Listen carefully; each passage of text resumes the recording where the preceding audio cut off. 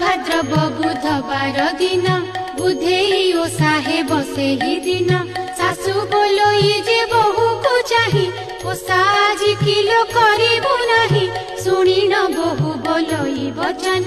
काहि पाई ओषा करिबि पुण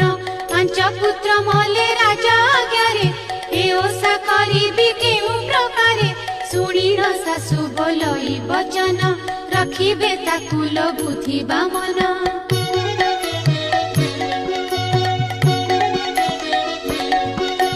हेमंत शुणी ओषा विधि कले कुठीरे बसी हुलहुली देले बुद्धि बामन को लागी करिले ओषा सारी करे घर को गले एथु अनंतरे बुद्धि बामन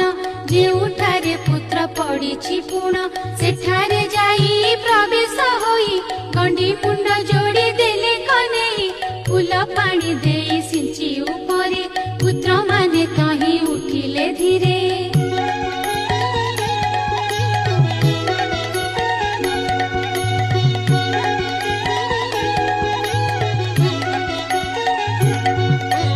बुद्धि बामन महिमा अशेष